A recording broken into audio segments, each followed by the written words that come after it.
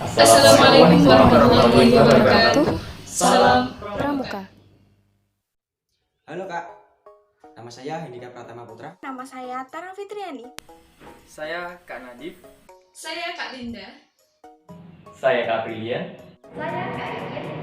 Akan menjelaskan tentang PPDK 005 tahun 2017.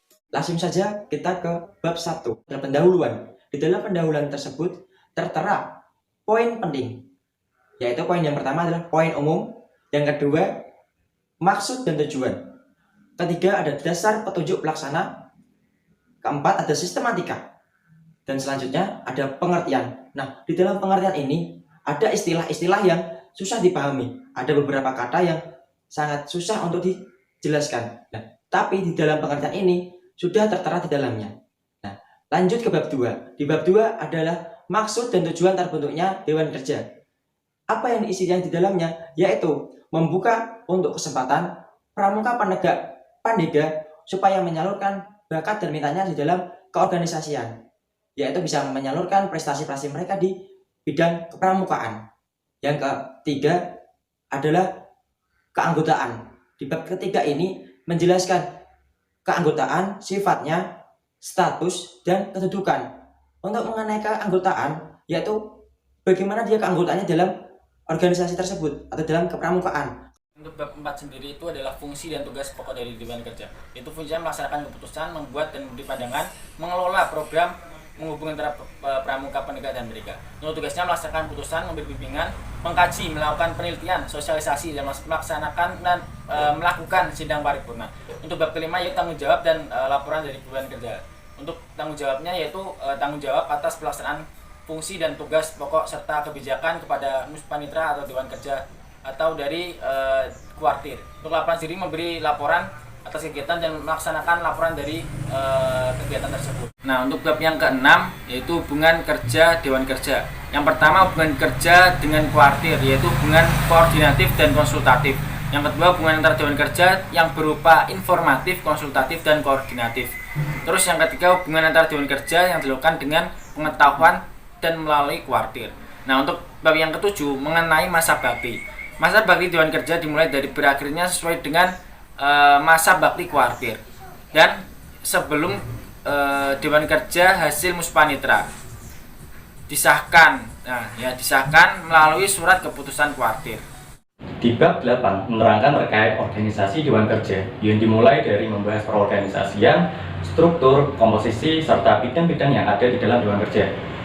Bab 9 kita akan mempelajari terkait pembagian tugas dalam Dewan Kerja dari mulai ketua, wakil ketua, bendahara, ketua bidang, dan anggota di Dewan Kerja. Di bab 10 membahas terkait atau lebih intens, lebih dalam fungsi, tugas, dan mekanisme bidang di dalam Dewan Kerja. Dan di bab 11 kita akan mempelajari atau disuguhkan terkait sistem administrasi dan perencanaan di Dewan Kerja. Walaupun administrasi di Dewan Kerja mengikuti dari kuartirnya, akan tetapi dari Dewan Kerja memiliki administrasi yang internalnya sendiri. Untuk bab 12 di sini membahas tentang keuangan Dewan Kerja, di mana di dalamnya adalah mencakup dari mana sajakah sumber keuangan, kemudian bagaimana pertanggungjawabannya kepada kuartir. Kemudian bab yang ke-13 di sini membahas tentang sangga kerja, kemudian kelompok kerja, dan unit kegiatan. Di mana jika dirasa perlu Dewan Kerja untuk mencapai pada visi misi tujuan utama dari Dewan Kerja itu sendiri, boleh dibentuk sangga kerja, kemudian unit kegiatan, dan juga kelompok kerja. Kemudian bab yang ke-14 di sini membahas tentang Dewan Kehormatan Dewan Kerja, di mana di dalamnya membahas tentang bagaimana fungsi dari Dewan Kehormatan itu sendiri dan sifatnya bagaimana sementara atau tidak. Kemudian bab yang ke-15 adalah membahas tentang rapat-rapat dari Dewan Kerja, di mana rapat-rapat di Dewan Kerja itu bervariasi, ada rapat koordinasi, rapat pleno, kemudian rapat konsultasi, dan juga rapat-rapat yang lain. Di 16 menjelaskan tentang sidang paripurna. Sidang paripurna adalah kegiatan yang membahas tentang laporan kegiatan tahun lalu, berisi tentang evaluasi dan rencana kegiatan tahun berikutnya. Agenda di sidang paripurna itu ada 6.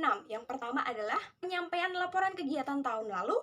evaluasi. Yang ketiga adalah penyampaian paparan oleh narasumber jika dianggap perlu. Yang keempat adalah penyampaian rencana kegiatan tahun berikutnya. Dan yang kelima adalah sidang komisi, dan yang terakhir adalah perumusan hasil sidang. Hasil sidang akan disampaikan dalam rapat kuartir dan akan mendapat persetujuan untuk menjadi program kerja kuartir. Bab 17 adalah musyawarah. Musyawarah itu dibagi menjadi dua. Yang pertama adalah muspanitra, dan yang kedua adalah muspanitra luar biasa. Muspanitra dilaksanakan pada akhir masa jabatan Dewan Kerja, dan yang kedua adalah muspanitra luar biasa. Muspanitra luar biasa dilaksanakan jika ada hal-hal yang khusus dan yang mendesak. Bab 18 itu tentang persyaratan anggota Dewan Kerja. Persyaratannya ada yang umum dan juga ada yang khusus. Persyaratan umum untuk menjadi anggota Dewan Kerja adalah jadi anggota aktif dari gugus depan. Yang kedua adalah minimal mencapai tingkatan pramuka penegak bantara atau pramuka pandega. Nah, pada bab 19 yaitu tentang proses seleksi anggota Dewan Kerja. Nah, proses seleksi